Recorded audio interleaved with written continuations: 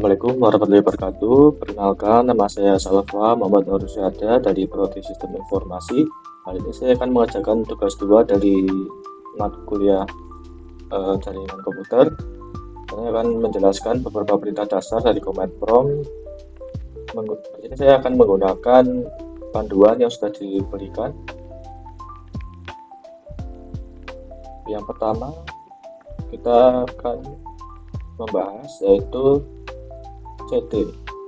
cd ini adalah perintah untuk berbeda-beda direktori dari yang sekarang ke direktori ke yang lain.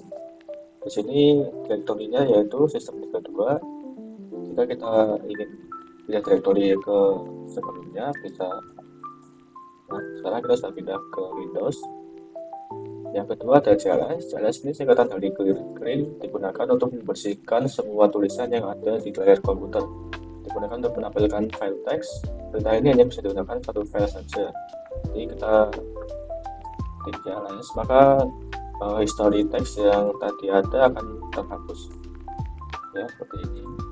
Kemudian CLS kali datanya seperti ini, menampilkan file panduan untuk perintah CLS tadi, clear the screen, memberitahu bahwa CLS membersihkan layar. Ini file panduan dasarnya. Kemudian ada dir. Di sini menunjukkan file panduan untuk perintah directory memiliki lebih banyak konten daripada file panduan sebelumnya yang ditampilkan. Kemudian ada ipconfig. ipconfig ini perintah ipconfig bisa digunakan untuk menampilkan informasi seperti IP address, network, gateway, hostname, bahkan lama waktu sewa IP address-nya. Di sini ada IP address, IPv6, terus IPv4, subnet, dan juga default gateway. Kemudian ada ipconfig all.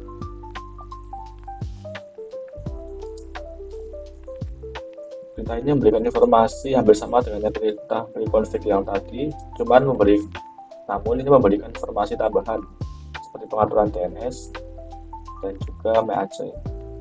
Misalnya ada DNS. Kemudian ada juga ipconfig dari guidance question seperti ini. Ini menampilkan semua bantuan terkait dengan perintah ipconfig. Di sini semua ada di sini. Kemudian ada ipconfig release. Perintah ini digunakan untuk melepaskan atau mereset semua settingan IP address. Tapi di sini ipconfig release, maka IP address akan terilis. Kemudian ada IP address renew.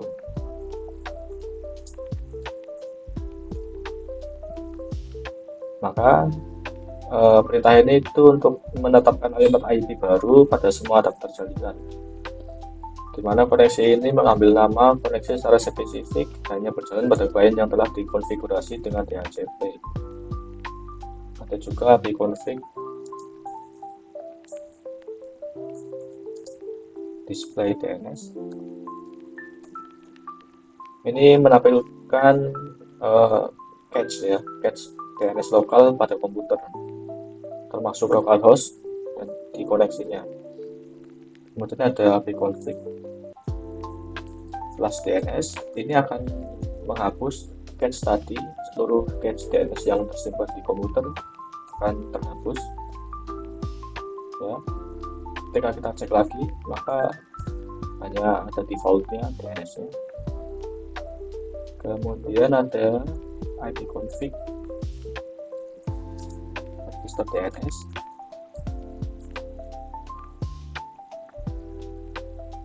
Perintah ini untuk mendaftarkan alamat IP kita ke server DNS ya. Kemudian ada ping. Ping ini perintah digunakan untuk menampilkan berkas bantuan. Ping itu ada beberapa tipe, ada di sini misalnya perintah ping dengan jumlah batasan tertentu, misalkan menggunakan min n. Ketika kita ping dengan tambahan strip n di sini, kemudian sebanyak 10 kali ke 838 di sini, maka kita akan mengirimkan berkas sebanyak 10 kali. Ya, sudah receive 10, send 10, lossnya 0. Ada juga ping yang terus menerus memantau, ini tuh kegunaannya agar kita dapat memantau terus konektivitas yang kita gunakan. Kita misalkan ping ke 88, kemudian kita gunakan simbol T, maka akan mengirim berkas ping ke 888 secara terus menerus. Kemudian setelah ping ada net start, kita stop dulu, kita update dulu.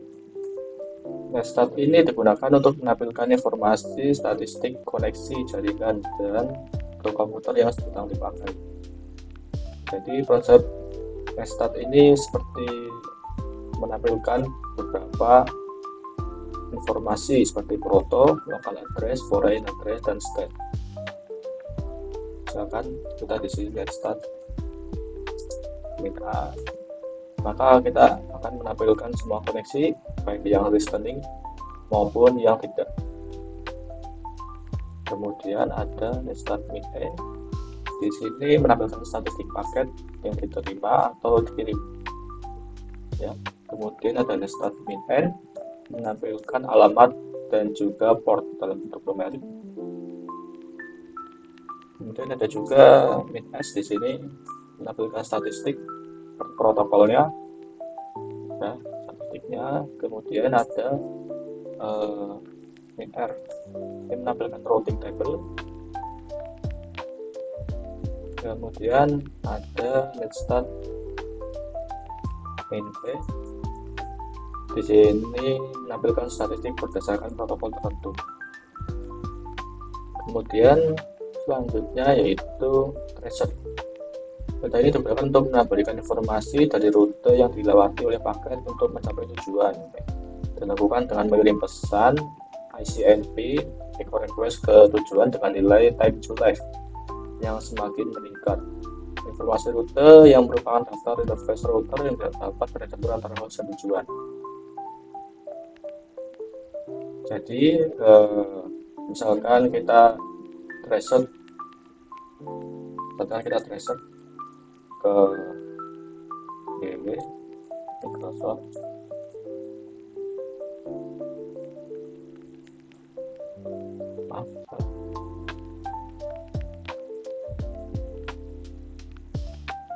maka kita akan mendapatkan beberapa informasi, ya. Ada nilai latency, kemudian di sini ada mengetahui dengan pasti titik mana yang menjadi pusat terputusnya. Nah, kita akan mengetahui mana yang terputus. Nah, di sini tidak ada. Kemudian memberi informasi mengenai kualitas jaringan. Di sini akan terlihat. Kemudian ada piping. Piping ini digunakan untuk mengukur network latency dan network loss. Ping mempunyai sistem kerja yang mirip dengan gabungan antara ping dan tracer. Jadi ini hampir mirip seperti ping dan tracer, ya. Misalkan kita piping min n, min n, maka ada min n ini digunakan untuk menampilkan informasi IP address-nya maupun hostname. Kemudian ada min h ini perintah digunakan untuk menentukan jumlah hop maksimum untuk proses pelacakan ke tujuan. Misalkan kita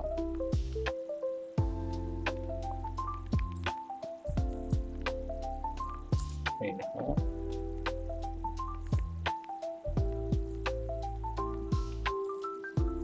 misalkan di sini kita akan mapping min h dengan jumlah nilainya 30 ke 88, maka ini akan route ke DNS Google over maksimum yaitu 30 hops, ya. Di sini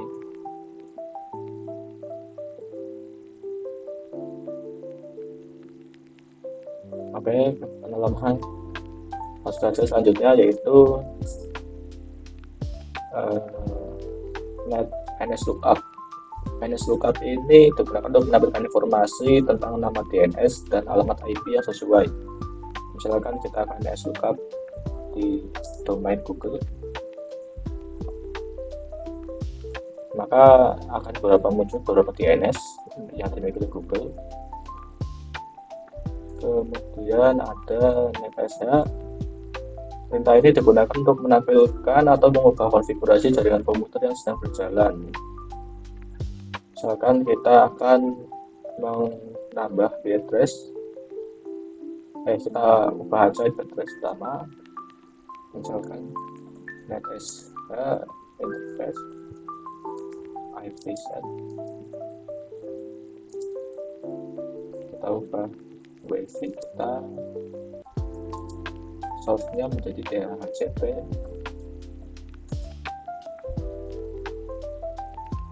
maaf di sini yang salah.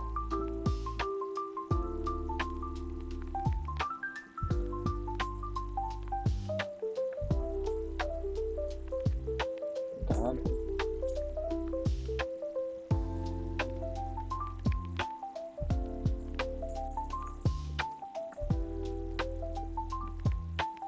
Oke, sepertinya itu yang salah.